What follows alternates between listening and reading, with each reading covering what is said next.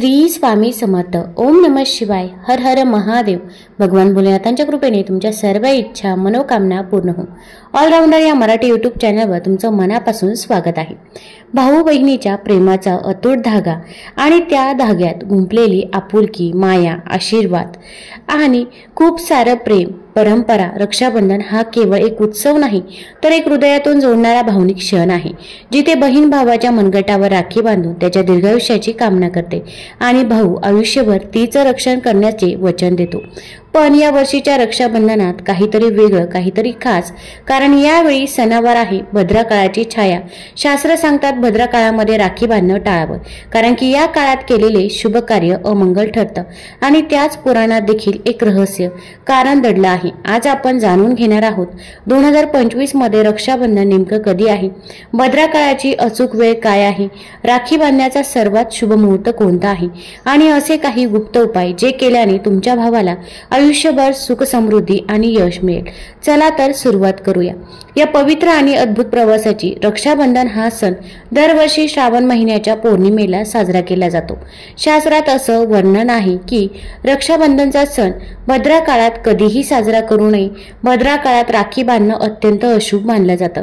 शास्त्रात असं सांगितलं आहे की भद्रेला टाळूनच रक्षाबंधन साजरं करावं. यासोबतच रक्षाबंधनाचा सण कोणत्या दिवशी साजरा करावा यावर खूपच गोंधळाची परिस्थिती आहे. यावेळी काही लोकांचं मत आहे की रक्षाबंधन 9 ऑगस्टला साजरं केलं जावं, तर काहींचं मत आहे की 10 ऑगस्टला रक्षाबंधनचा सण साजरा करणं शुभ ठरेल. तर अशा वेळी आज आम्ही तुम्हाला व्हिडिओमध्ये सांगणार आहोत की रक्षाबंधनचा सण कोणत्या दिवशी साजरा केला जाईल आणि त्याची खरी तारीख कोणती आहे, 9 ऑगस्ट की 10 ऑगस्ट. तसेच आज आम्ही तुम्हाला भद्रा काळाची वेळ देखील सांगणार आहोत. रक्षाबंधनचा सण भाऊ बहिणीच्या अतूट प्रेमाचे प्रतीक आहे. या दिवशी बहीण आपल्या भावाच्या मनगटावर रक्षासूत्र म्हणजे राखी बांधते आणि त्याच्या दीर्घायुष्याची व आरोग्याची कामना करते. भाऊ सुद्धा सदैव आपल्या बहिणीच्या रक्षणाचे वचन देतो. शास्त्रामध्ये भद्रा काळात राखीचा सण साजरा करणं अशुभ मानलं आहे, म्हणून विसरून सुद्धा भद्रा काळात आपल्याला भावाला राखी कधीही बांधू नका. यामागे देखील एक पौराणिक कथा आहे. असं सांगितलं जातं की भद्रा 3 लोकांमध्ये वास करते, स्वर्गात, पाताळात आणि पृथ्वीत. जेव्हा चंद्र हा कर्क, सिंह, कुंभ आणि मीन राशीत असतो तेव्हा भद्रा पृथ्वीवर राहते. जेव्हा भद्रा पृथ्वीवर लोकात राहते तेव्हा भद्राचे मुख समोर असते. अशा स्थितीत या काळात कोणत्याही प्रकारचे शुभ कार्य, मांगलिक कार्य करण्यास मनाई सांगितली जाते. भद्रामध्ये केलेले शुभ कार्य कधीच यशस्वी होत नाही. पौराणिक कथेनुसार भद्रा काळातच रावणाच्या बहिणीने रावणाला राखी बांधली होती आणि त्याच वर्षी श्रीरामांच्या हातून रावणाचा नाश झाला होता. तेव्हापासून भद्रा काळात राखी पौर्णिमेच्या दिवशी आपल्या भावाला राखी बांधली जात नाही. भद्रा ही शनिदेवाची बहीण आहे. भगवान सूर्य व माता पार्वती छाया यांची संतान आहे. पौराणिक कथेनुसार भद्राचा जन्म हा राक्षसांचा नाश करण्यासाठी झाला होता. जेव्हा भद्राचा जन्म झाला, जन्म घेतल्यानंतर लगेचच तिने संपूर्ण विश्वाला आपला घास बनवायला सुरुवात केली. अशा रीतीने जेथे जेथे शुभ व मांगलिक कार्य, यज्ञविधी केले जातात तिथे भद्रामुळे विघ्न येऊ लागले. या कारणास्तव जेव्हा भद्रा असते तेव्हा कोणतेही शुभ कार्य हे केलं जात नाही.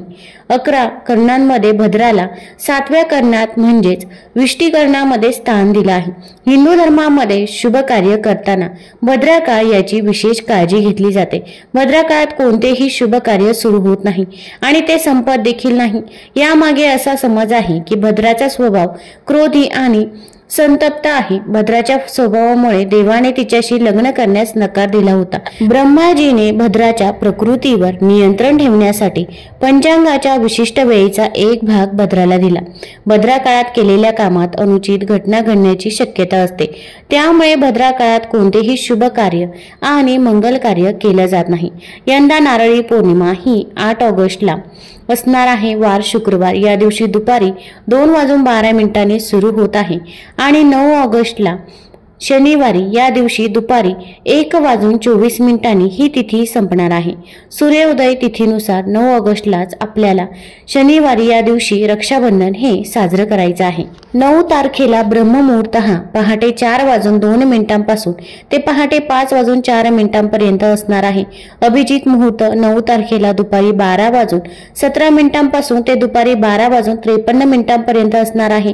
9 तारखेला राखी बांधण्याचा शुभ मुहूर्त हा पहाटे 5:35 पासून ते दुपारी 1:24 पर्यंत असणार आहे। परंतु 9 तारखेला रक्षाबंधनच्या दिवशी राहू काळ सुद्धा आहे। राहू काळ हा 9 तारखेला सकाळी 9 वाजता सुरू होत आहे आणि सकाळी 10:30 म्हणजेच 10:30 संपत आहे। त्यामुळे हा 1.5 तास सोडून तुम्ही 9 तारखेला सकाळी 5:30 पासून ते दुपारी 1:24 पर्यंत कधीही आपल्या भावाला राखी ही बांधू शकता। जर तुम्हाला पौर्णिमा तिथी संपण्याच्या अगोदरच भावाला राखी बांधायची असेल तर 9 तारखेला तुम्ही दुपारी 1:24 अगोदरच तुम्ही राखी ही बांधू शकता।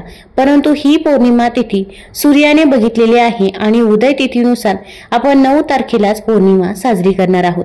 तर हा दिवसभरासाठी पौर्णिमा तिथी मानली जाते। त्यामुळे भलेही पौर्णिमा तिथी संपलेली आहे पण ही सूर्याने बघितलेली आहे म्हणून 1:24 नंतर सुद्धा दिवसभरामध्ये तुम्ही भावाला राखी बांधली तरी सुद्धा चालते। दरवर्षी भावाला राखी बांधण्यासाठी भद्रा काळाचा खूप अडथळा येत असतो, परंतु यंदा मात्र भद्रा काळ जो आहे तर तो 8 ऑगस्टला म्हणजेच दुपारी 2:12 सुरू होत असून तो दुसऱ्या दिवशी 8 तारखेलाच म्हणजेच मध्यरात्री 1:52 संपणार आहे। त्यामुळे रक्षाबंधनच्या दिवशी यंदा भद्रा काळ नाही। त्यामुळे संपूर्ण दिवसभर तुम्ही आपल्या भावाला राखी बांधू शकता। परंतु राहू काळ जो आहे तर तो आपल्याला वगळायचा आहे आणि राहू काळ सुद्धा फक्त 1.5 तासच आहे। सकाळी 9 ते 10:30 ही वेळ देखील आपल्याला वगळायची आहे। मग दिवसभरामध्ये कधीही तुम्ही आपल्या भावाला राखी बांधू शकता। रक्षाबंधनच्या दिवशी बहिणी आपल्या भावाच्या मनगटावर राखी बांधतात आणि त्याच्या दीर्घायुष्याची कामना करतात। म्हणूनच या दिवशी भाऊ आणि बहीण दोघांनीही स्नान वगैरे करून आणि शक्य असल्यास नवे वस्त्र कपडे परिधान करावेत। परंतु लक्षात ठेवा की शुभ प्रसंगी शुभ रंगाचे कपडे परिधान करावे। काळ्या रंगाचे वस्त्र चुकूनही परिधान करू नका। नवीन वस्त्र परिधान केल्यानंतर मिळून आपण भगवंताची पूजा देखील करावी। पूजेची थाळी नक्की सजवावी आणि त्यामध्ये तुम्हाला अक्षदा, चंदन, हळद, कुंकू, मिठाई, राखी इत्यादी घ्यायचं आहे। एक शुद्ध तुपाचा दिवा नक्की ठेवावा।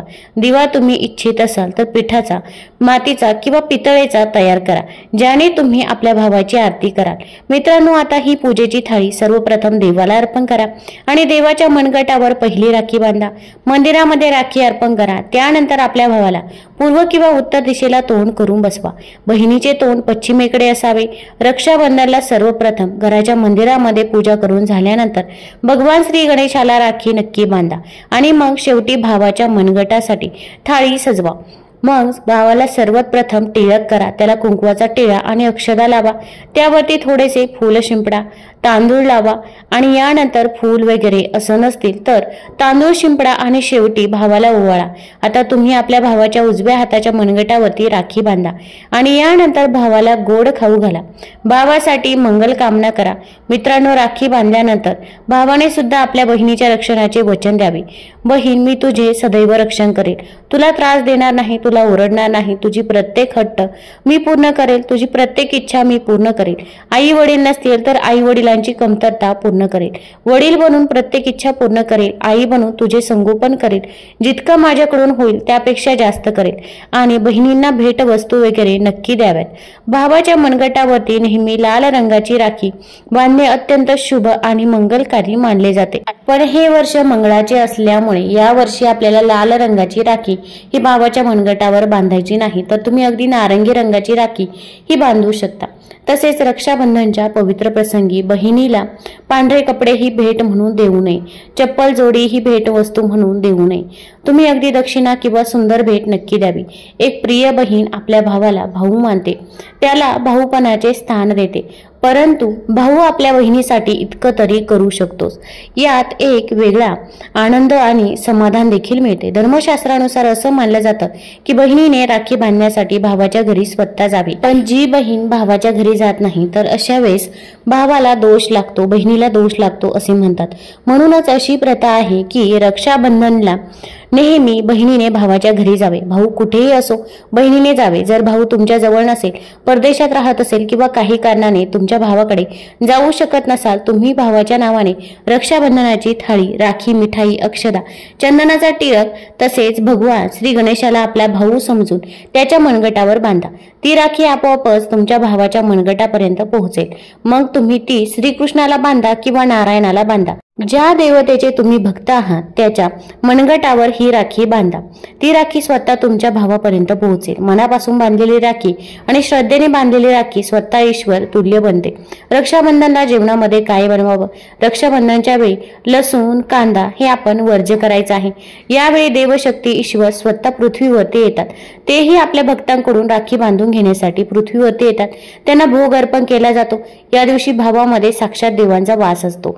भगवान भावामध्ये निवास करतात, म्हणून लसूण, कांदा तसेच मांस, विडी, सिगरेट, गुटखा इत्यादींचे सेवन कधीही करू नये।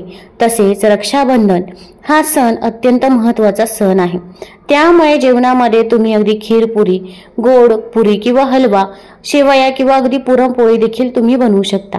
तसेच साक्षात भगवान या दिवशी वास करतात आणि बहिणीला भरपूर आशीर्वाद मिळतो, त्यामुळे गोड पदार्थ तर नक्कीच बनवायला हवा। आपण हिंदू आहोत त्यामुळे धर्मशास्त्राचे पालन तर करावेच लागते। रक्षाबंधनवर एक असा उपाय आहे की बहिणीने हा उपाय केला तर तिलाही जगातील कोणतीही शक्ती श्रीमंत होण्यापासून थांबवू शकत नाही।